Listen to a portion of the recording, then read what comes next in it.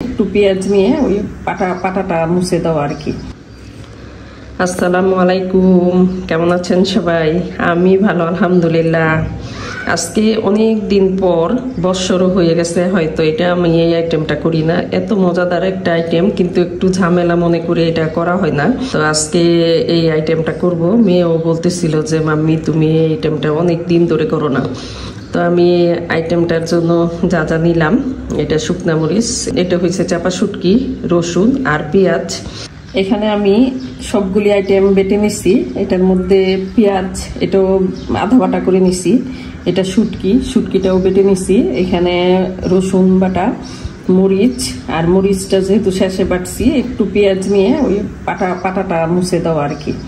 এই আইটেমটা একটু ঝামেলার, এই জন্যই মানে অনেকদিন পরে পরে করতে হয়। এটা আমি কেউ বেটে দেখ, ওইটা আমি পছন্দ করি না। বুয়া যদি বাটতো হয়তো আমার মন মতো হইতো না, এই জন্য নিজে বাটছি। এইরকম পেঁয়াজটা হয়তো আধা বাটা হইতো না, বেশি বেটে ফেলে, এই জন্য আমি মানে নিজেরটা করতে পছন্দ করি। আর এই যে রসুন এরকম আধা বাটা, মরিচটাও আধা বাটা করা। তো এখন আমি আইটেমটা সব রেডি করে নিছি, এখন রান্নায় চলে যাব। কড়াইয়ে তেল দিয়ে দিব, তেলটা খুব বেশি দিব না, কারণ যে আইটেমটা আমি করতেছি ওইটা সুন্দর হবে না, পরিমাণে কম লাগবে তেল। তেলের মধ্যে এখন আমি পেঁয়াজ বাটাটা করে দিলাম। এই আইটেমটা পেঁয়াজ বাটা দিয়েই করতে হয়, কারণ কাটা পেঁয়াজে সুন্দর হয় না, এবং পেঁয়াজটা এরকম আধা বাটা রাখতে হয়। তো আমি এটার মধ্যে এখন পেঁয়াজের রসুন বাটা দিয়ে দিলাম।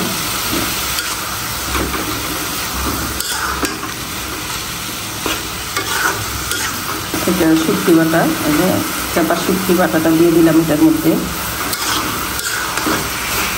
এখন লবণ দিয়ে দিলাম। লবণের পরিমাণটা একটু বেশি দিতে হবে, কারণ যেহেতু এটা আমি ঝাল করবো, সেই জন্য লবণটা বেশি করে দিতে হবে।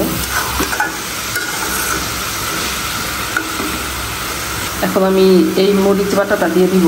মরিচ বাটাটা আমি পুরাটাই দিয়ে দিচ্ছি, কারণ এটা ঝাল করবো, যেহেতু এটা শুটকি, অবশ্যই শুটকিতে ঝাল বেশি হয়। আর এটা হাতে বাটা আধা বাটা মরিচ, এটা আমি পরিমাণে একটু বেশি দিলাম। আর এটার সাথে পাটা মশলা যে মরিচটা ছিল, এটা সবগুলি আইটেম আমি ভুনবো, খুব সুন্দর করে এটা ভুনে নিব।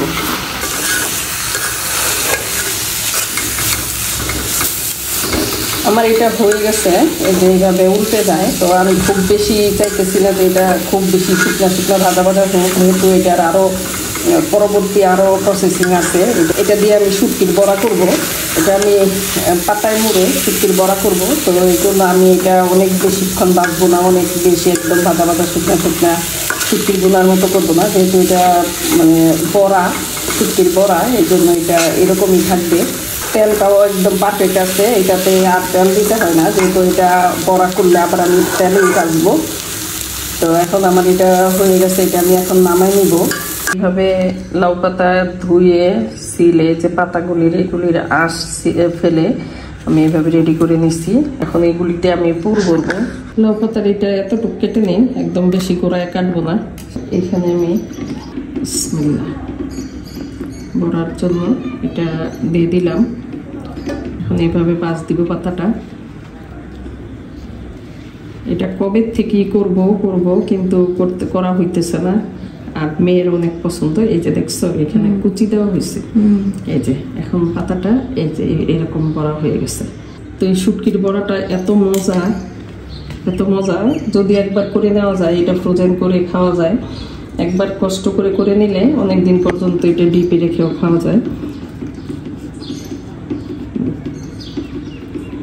এটা যে একটা মানে কি বলে ফ্লেভার বেরোইছে, এত সুন্দর মনে হইতেছে এখনই খেয়ে ফেলি। এখনো খাওয়া যাবে, অবশ্যই পুরাটা হয়েছে, কিন্তু অনেক বেশি ভুনা হয় নাই। এখন যেহেতু এই যে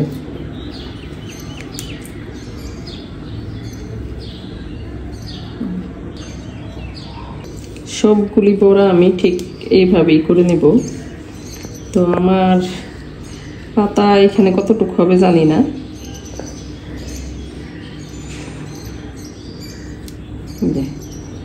আমি সবগুলি শুটকির বড়া এইভাবে একবারে বানাই নিছি। এখন এগুলি তেলে ভাজবো। আমি ভাজ করা 5টা উল্টা পাশে রেখে বিসমিল্লাহ আমি এই তেলে দিয়ে দিব সবগুলি বড়া। আমি 5টা উল্টাই দিতেছি। এখন এই যে এরকম করে ভাজতে হবে। এটার এত সুন্দর একটা ফ্লেভার বেরোইছে, যারা শুটকি পছন্দ করেন তারা বুঝবেন যে গন্ধেই মনে হইতেছে যে এখন খেয়ে ফেলি। বড়াটা হয়ে গেছে, নামাই নিব। এখন মুচমুচে হইতে হয়, এখানে যেগুলি মানে শক্ত হইতে হয়, পাতাটা একদম পানি শুষে গিয়ে যেন মুচমুচে হয়ে যায়, ওইভাবে ওই অবস্থায় নামাইতে হয়। আর আমি যেহেতু মানে বেশি পরিমাণে করছি, একবার খাওয়ার জন্য 2বার খাওয়ার জন্য না, আমি এটা ফ্রিজে রেখে খাবো, তো এই জন্য আমি এটাতে খুব বেশি এখন ভাজবো না, একটু কম করে ভাজবো। এই যে তারপরে মচমচা এগুলি, এই যে এগুলি ভেঙে যাবে। তো এরকম করেই মানে উপরের পাতাটা ভাজা ভাজা করতে হয়, তাহলে বড়াটা খেতে খুবই মজা লাগে। ভাজাটা হয়ে গেছে, আমি এটা নামাই নিব। বিসমিল্লাহ।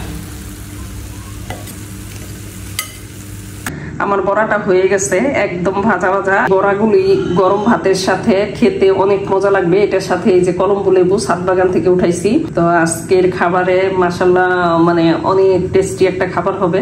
অনেক দিন পর বছর হয়ে গেছে যে এটা আমি বানাই না, মেয়ে বলছে খাবে, এই জন্য করা। তো অনেক মজার একটা খাবার, এইভাবে করে খেয়ে দেখবেন। সবাই ভালো থাকেন, সুস্থ থাকেন, আল্লাহ হাফেজ।